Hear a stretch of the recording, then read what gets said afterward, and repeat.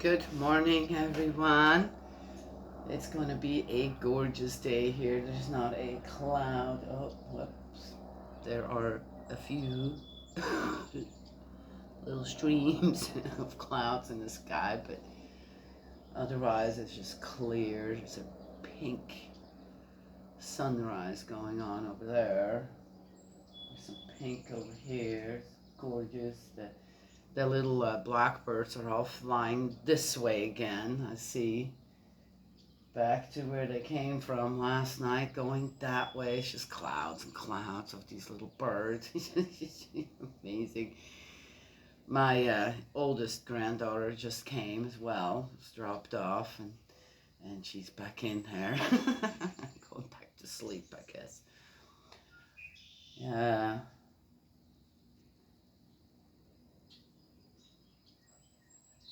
And I sat out here already. I've already been out here about 30 minutes and just listened to the birds. It's just amazing on how, I don't know, who needs an alarm clock when you got all this going on? Anyway, oh wait, we're inside, right? You can't hear anything. Love it. Just love it. I have to admit, I talked to my sister-in-law last night, and she was home alone on the farm, and Gus, my dog, yeah, I have a dog, he's not with me, and it's like, but he's kind of, uh, he's kind of a family dog. He's my dog, I got the dog, but, yeah, and my cat, who I've been thinking about. I'd like to bring them both here once I'm with my other daughter, just taking care of the baby, and they're good with it. But they live such a great life there, and I was a little worried about my cat being too lonely, because she's declawed. I've talked about that in other videos. Someone did that. I did not. I would never do that to a cat, but they did that. So she's very shy. She doesn't go outside really. She could if she wanted to, but she doesn't want to. And so she has the upstairs, and I'm not there now. She's very affectionate. Once she opens up to someone, and my sister-in-law says, yeah, she's figured out how to jump on my bed now. And of course she has her dog who, yeah, gets to sleep on the bed. It's a big dog too. And but our dogs don't bother her, and they're not like that. And she told me a little bit, on how she got up there to get her pats in, and kind of saw the dog and goes shh, kind of hisses at her. And Bo looked at her and, hey, that's my bed. What's going on here? But didn't do anything. So she's realizing that, oh, I gotta go there. And so, but she's doing really good, and Gus just got a haircut. It's gonna be the time again. We have this plant called agrimony, and it's a great healing plant, but medicinal plant, but it develops these little stickers, lots of them. We have a lot of agrimony now on the land. And he just comes home completely covered in those, and they're hard to get out. So he got a haircut, complete haircut, and he looks cute too. Anyway, so she's telling me all about what's going on there, this and that. And the peach trees are so loaded with peaches that a branch broke. And anyway, but she's telling me all this stuff, and for the first time, I felt the pangs of homesickness. I missed home. Just for a moment. I mean, I'm not someone that dwells on things like that. And I miss the farm a little bit. Yes, I do. Wouldn't be normal if I didn't, right? Yes. And well, possibly still have years. Of course, I can go visit, and people come and go. You know, it's not like I can't go on a trip with them to see everything. And yeah, I'm a little nostalgic, am I not? All right, let's get going here. We got some reading to do. But it's a great morning again. Oh, Friday. So today I'm going to my other daughter's home. We got things to start to get baby proof the house and get that one place ready to have an absolutely amazing den that I like to, and it's right by the kitchen. You can see into the den from the kitchen, a counter, and they have a gate right there, and it'd be perfect to have the baby there. And it's also right where you go out to the porch, the back porch in the back garden. So that was kind of my, suggestion. Could we just, because it's kind of the pet area right now. They have now Dilly is gone. Dilly is in doggy heaven, and we still reminisce about Dilly. I have to be careful around my daughter who lost a dog. She tears up every time. It is what it is, and so trying to figure out where to go with the pets or all the stuff that would be a bit of a problem with a crawling baby and then walking baby pulling everything down. And at first I was like, no, we're not going to do that. That's for the cats and the dog and be perfect. That would just be the ideal situation for me and the baby, right? And of course, you just put out sometimes, you put out a suggestion. It takes people a little time to think about it, and then they come around, right? Yes. So we're gonna work on that, and I'm excited about that.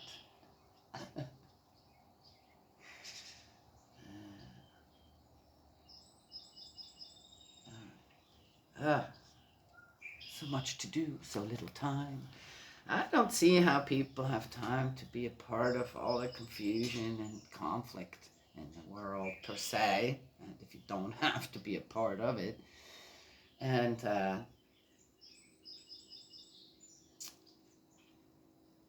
seem to just love misery for company. I'm not quite getting that. Or meddling in other people's business. I don't get that either.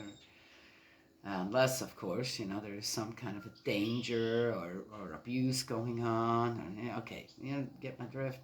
But otherwise, I meddle in someone else's business.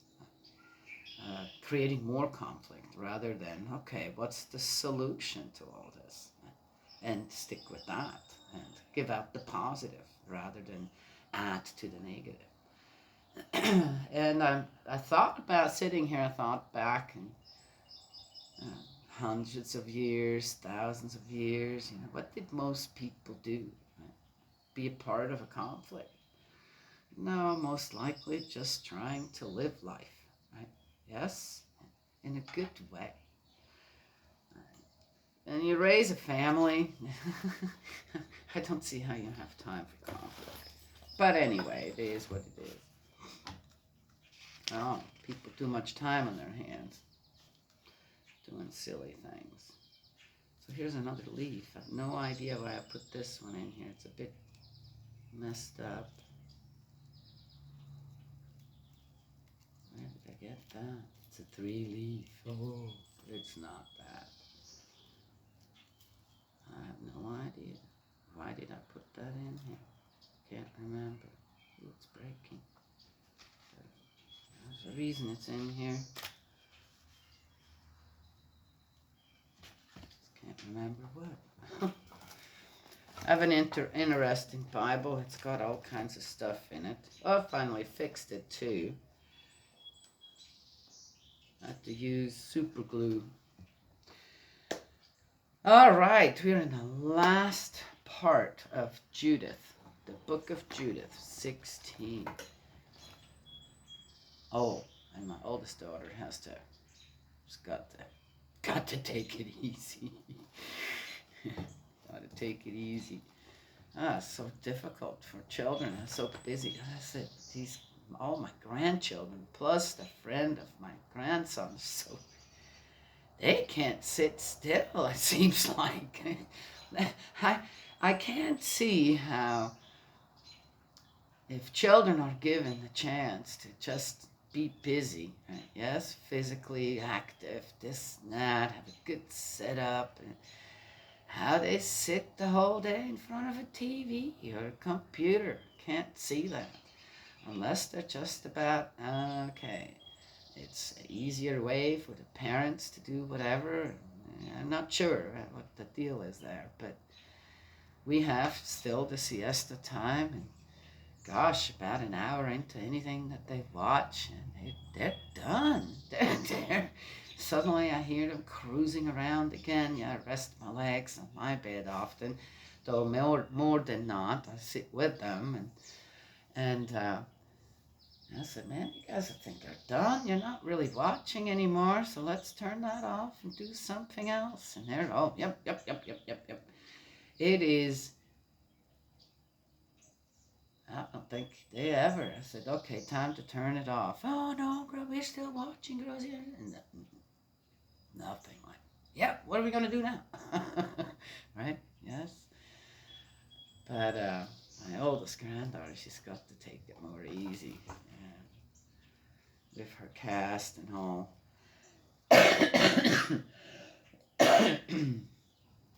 Yeah, busy children. Can't see how, can't see how the worry about them watching too much TV or computer games is an actual thing out there. I think it's the parents. It's the parents or the teachers. I'm not sure what it is, okay? But children, naturally, they're not going to conform to sitting in front of the TV for hours and hours and hours and hours. It's not. They're not. Then something unnatural has happened somewhere while they were growing up. That's my opinion. Because I can see these guys are just, there's no way. There's no way. Sometimes I have to make this, okay, guys, I just need a little downtime right now. Can you guys have some downtime? They're like, what? You have to watch something? Just say. It's wonderful, though. Okay. Judith, Book of Judith, 16. Okay, so we're hearing people saying this hymn. Break into song for my God. To the tambourine, sing in honor of the Lord, to the cymbal. Let psalm and canticle mingle for him. Extol his name, invoke it. For the Lord is a God who breaks battle lines. He has pitched his camp in the middle of his people to deliver me from the hands of my oppressors.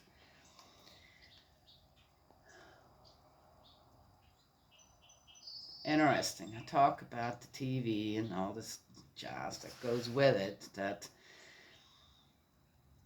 children supposedly are so addicted to now or whatever, and I don't think that's true. I think just like here, where it seems that the people at this time, now, conflict is a great thing. It's a great thing. It's a victorious thing. Right? Conflict. And pulling God into it. Right? Yes, as if God likes this too. I don't believe that. Just as I don't believe that children are addicted to all this technology and this and that, rather than would love to play outside and play a game or yes, all right. Assyria came down from the mountains of the north, came with tens of thousands of his army. Their multitude blocked the ravines, their horses covered the hills. He threatened to burn up my country, destroy my young men with the sword, dash my sucklings to the ground, make prey of my little ones, carry off my maidens. But the Lord Almighty has thwarted them by a woman's hand. For their hero did not... Again, there too. Okay, all right. I get it. It's just a story. We were already told. There's no real records about this, okay? But again, now, a woman's hand. So what? A woman comes in handy when a woman comes in handy in a way? Okay, just putting that out there as I see it. And man, what kind of men were these? Depending on a woman to do the job or fix what they are messed up, what they messed up, their ancestors messed up so long ago. Okay, just saying.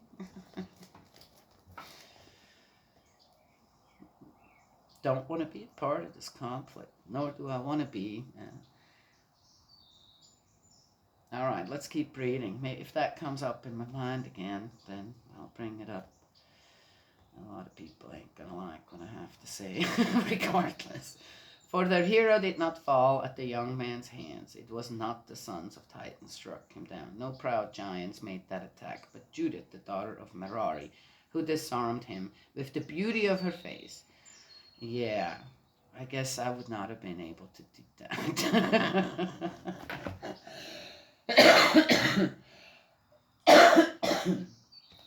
Because I missed out on being the beauty of the beauties.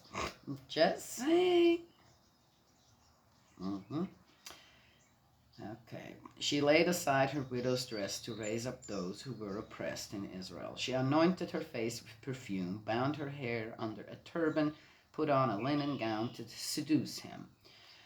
Her sandal ravished his eye, her beauty took his soul prisoner, and a scimitar cut through his neck. The Persians trembled at her boldness, the Medes were daunted by her daring. These were struck with fear when my lowly ones raised the war cry. These were seized with terror when my weak ones shouted, and when they raised their voices, these gave ground. The children of mere girls ran them through, pierced them like the offspring of deserters. What? The children of mere girls ran them through. Making children and making look like... What?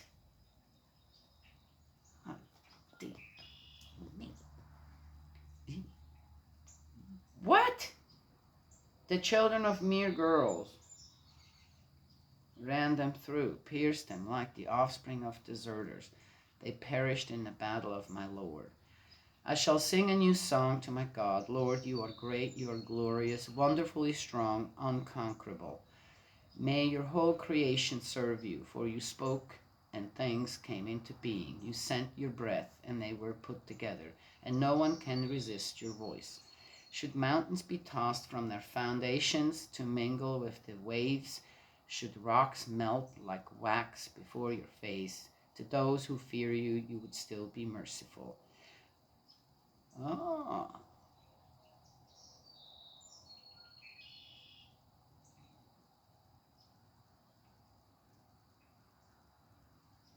That's an interesting one right there. I don't know if people read things like I do and then, oh, to those who fear you, you would still be merciful. A little thing indeed is a sweetly smelling sacrifice, still less the fat burnt for you in burnt offering. But whoever fears the Lord is great forever.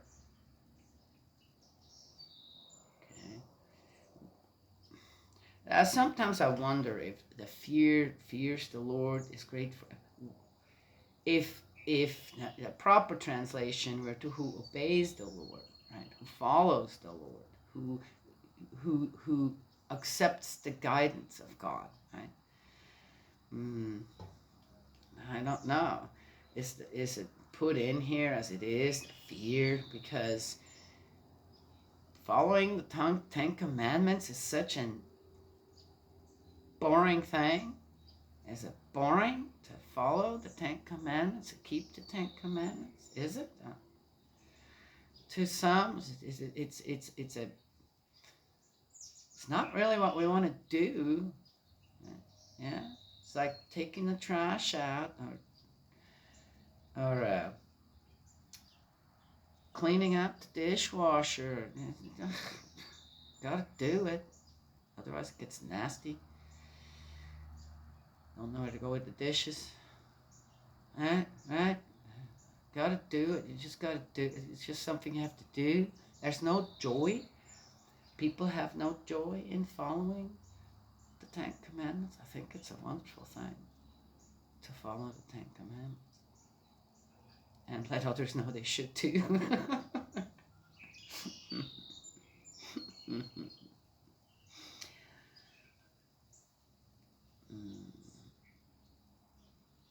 Anyway,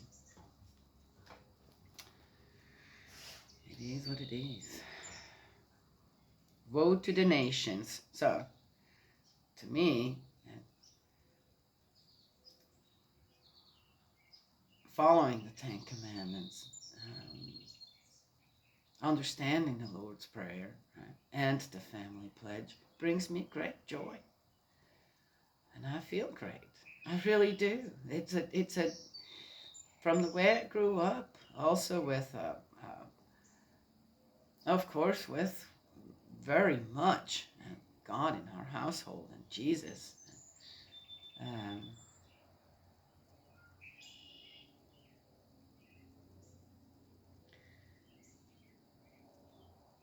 Yet there is still this, I don't know how to say it.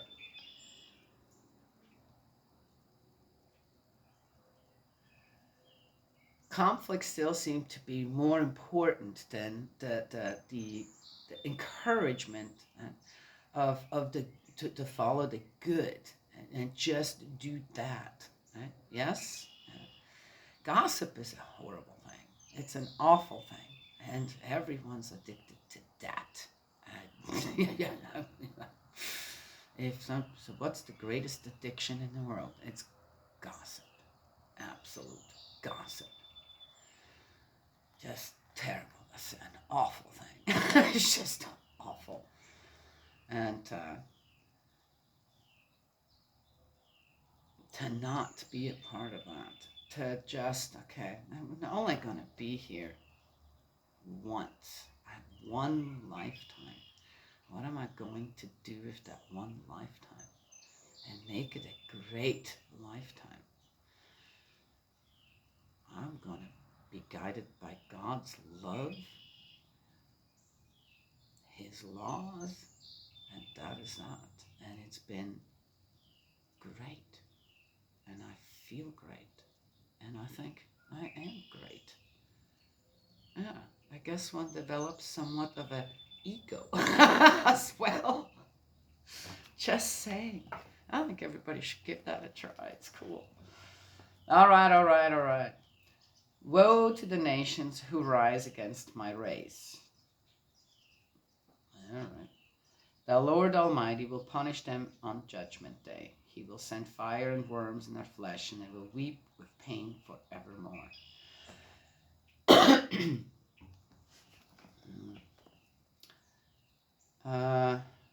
I think that the fire and the worms in their flesh, and they will weep with pain forevermore.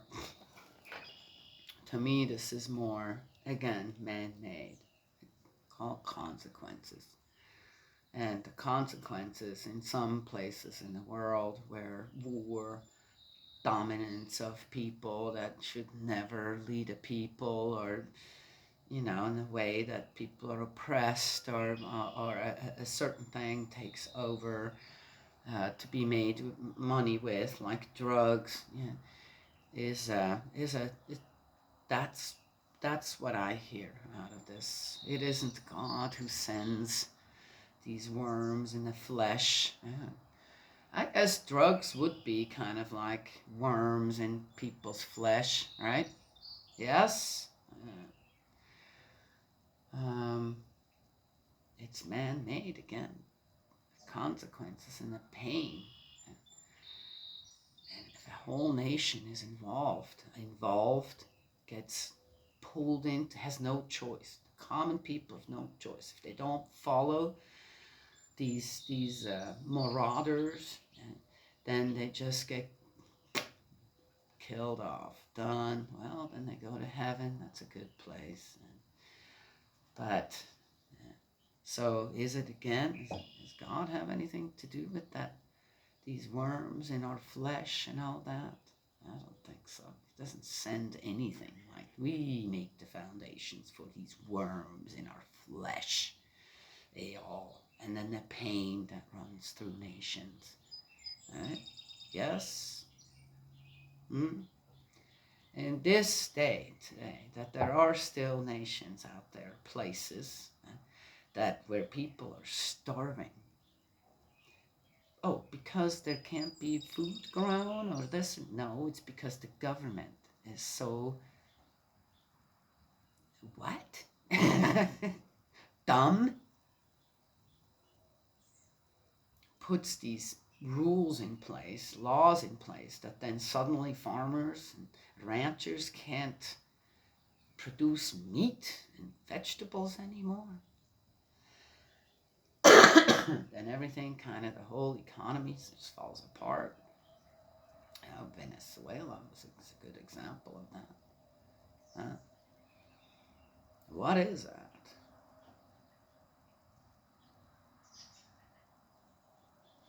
And that's God had something to do with that? What? No. Worms in the flesh. Gossip. Another worm in our flesh. Just saying. When they reached Jerusalem, they felt, okay, that's the end of that hymn. Weird one. When they reached Jerusalem, they fell on their faces before God, and once the people had been purified, oh yeah, that was on their way back with all the loot and this and that, they presented their burnt offerings, voluntary offerings, and gifts. All Holofernes' property given her by the people, and the canopy she herself had stripped from his bed, Judith vowed to God as a dedicated offering. I wouldn't want that if I were God. Why would I want that? Oh, that gives me the creeps. Again, see, to make it okay. Oh, we're going to give it all to God. Why? What does God need all this for? Just saying. For 3 months, the people gave themselves up to 3 months. Rejoicings in front of the temple in Jerusalem where Judith stayed with them. Okay, big party. How can you have... Here, people, we were... okay, it's just a story, but if we go with the story, we're told that the people were dying in the streets, not thirsting to death, right, and all that. All right. Well, wouldn't you think that the first thing you do is, for 3 months at least, is you'd have to rebuild Petulia, right? No? So that went just like this? I'd say the first thing that should be done is a mourning period for the people that passed away. Again, due to what? The lack of leadership, the lack of of being willing to obey God's guidance. Now, here they are. Party. 3 months. Okay, cool. All right. I wonder if everybody was partying. Judith was already rich before any of this. She had plenty. Now she has more. I'm just saying. Right? Oh, she was also, I'm sure she was helping out this now. But again, it doesn't, it just talks about what here? Right? Yay, we won, and God's on our side, and here we're not going to party. This sounds wrong to me. Maybe it was right at the time. I have no idea. Judith lives to old age, her death. When this was over, everyone returned home. Judith went back to Petulia and lived on her property. As long as she lived, she enjoyed a great reputation throughout the country. She had many suitors, but all her days, from the time her husband Manasseh died and was gathered to his people, she never gave herself to another man. Okay, I respect that. Her fame spread more and more. The older she grew in her husband's house, she lived to the age of 105. She emancipated her maid.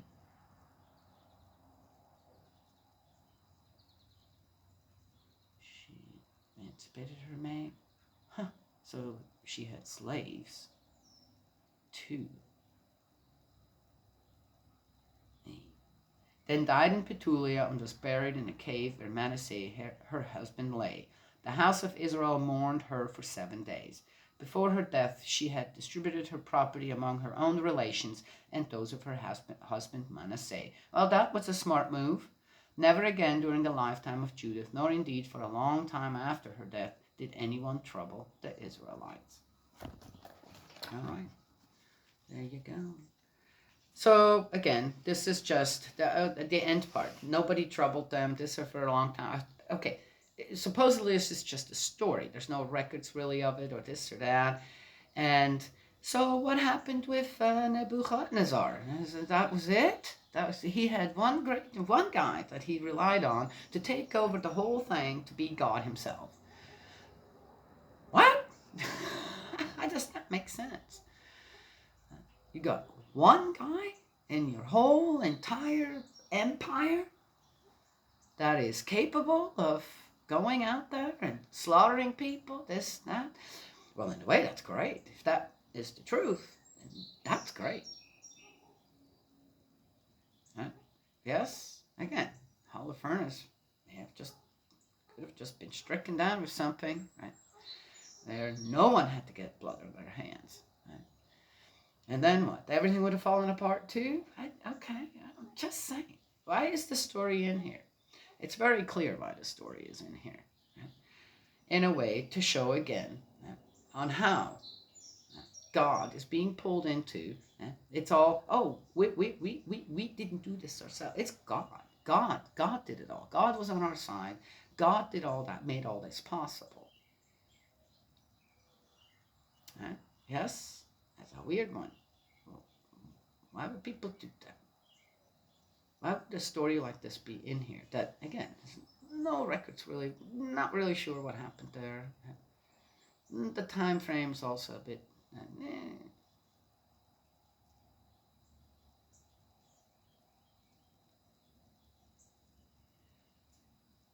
This is like false exaltation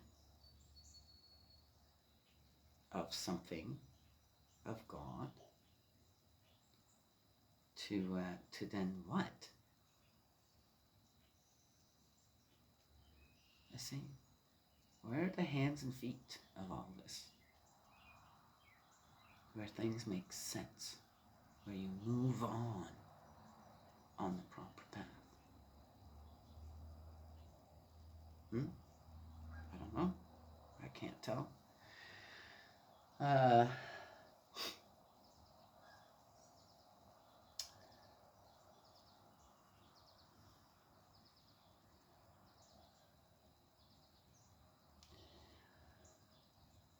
So why not just give them this, hey, come on, it was a woman, she was beautiful, she went and seduced this guy, or that's what it looked like, she didn't.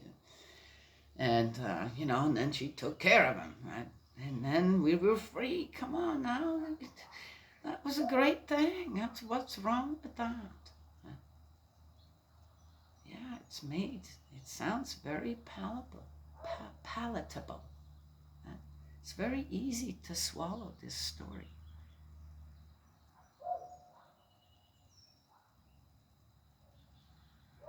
For me, it's very sad to read this.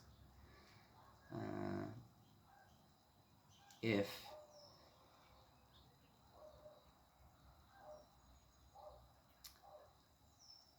in a way things could be taken care of so easily, such a great conflict, right, between two people, And that's all it would take. I would say that the story of Judith in the Bible would be a great example, wouldn't it? And again, why not continue doing that? Take out the head of something and be done with it. It should work again, shouldn't? And again, and again. Yes? But I don't think it works that way, does it? Because in reality, there are too many people out there doing what? Looking to gain that higher position. So, if you get rid of someone at the top, there's always someone that steps right back into it. And another one, and another one. Yes? So then it doesn't work. How many heads are you going to go and have to take on? Oh. Anyway, so there it is.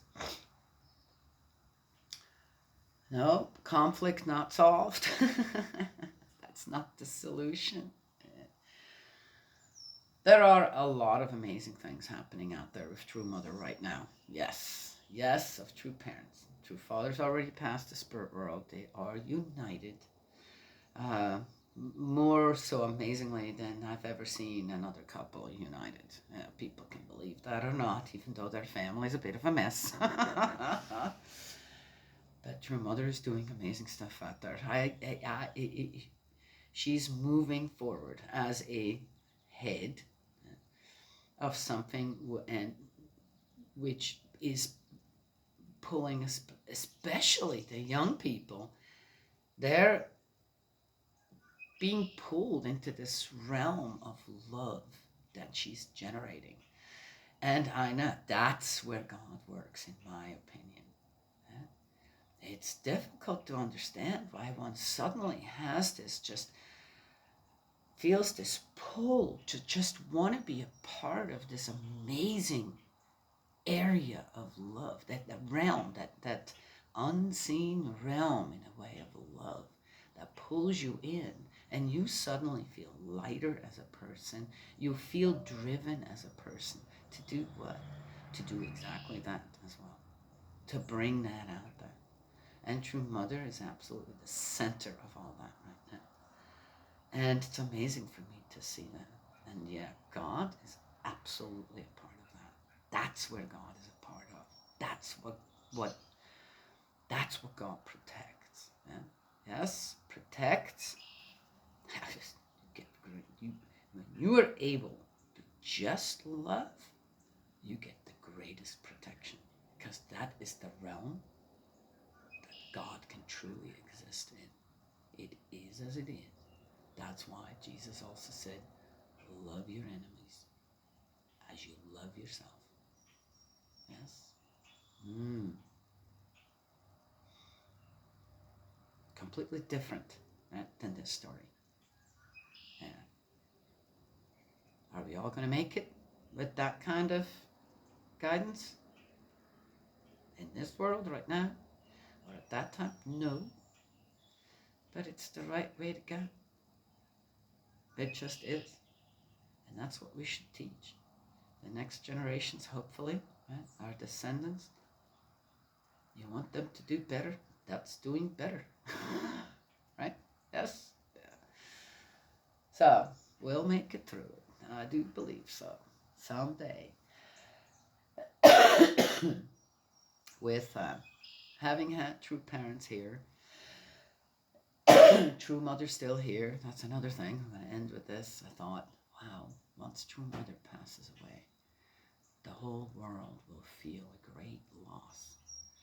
There'll be something just about sucked out of the earthly atmosphere that we've gotten used to.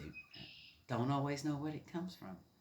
Don't always realize, wow, what's going on? Why am I so happy? Why am I so content? Why are things going so well? Right? Yes? If you're on that path of restoration, well, there's going to be there's people, many people will feel a great loss once both of our parents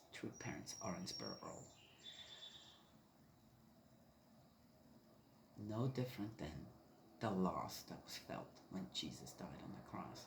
Oh, I think this will be even worse. Worse. It'll be, it's like, there's going to, I feel like when I think about it, it's like going to be like a vacuum suddenly that is pulling something out. We're going to be left, and we're going to have to recreate. We're going to have to, on our own, be able to continue to build up on that love. That's going to be a great challenge for mankind.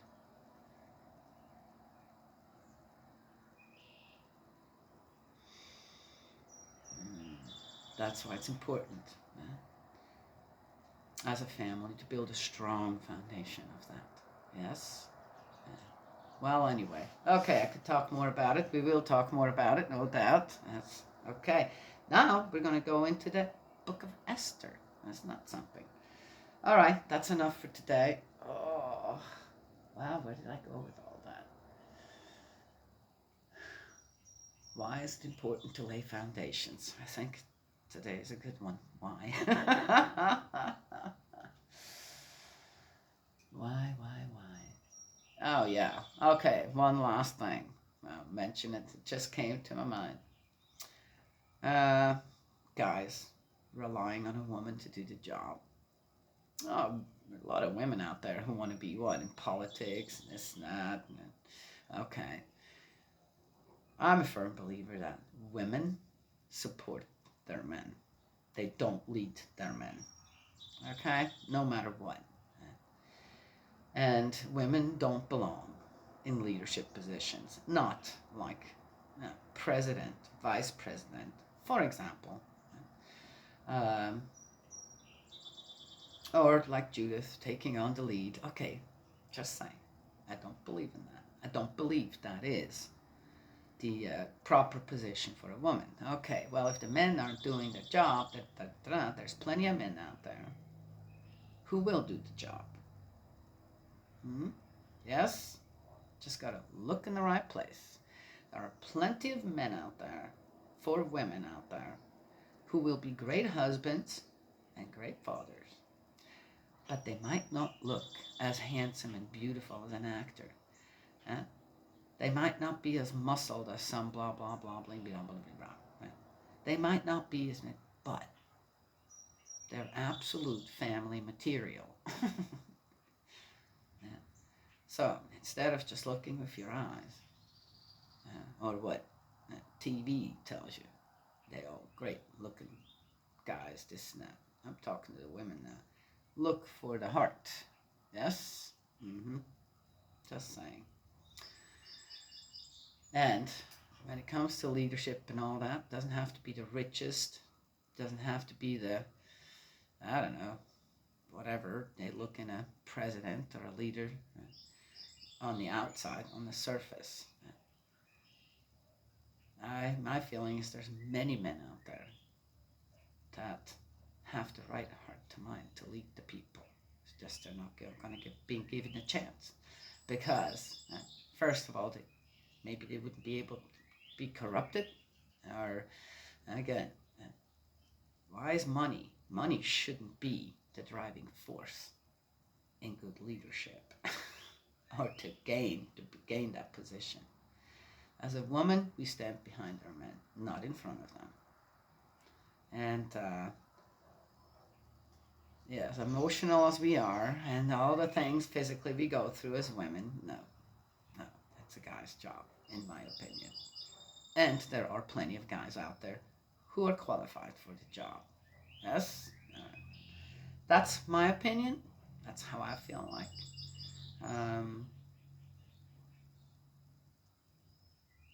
And I'm sticking to it.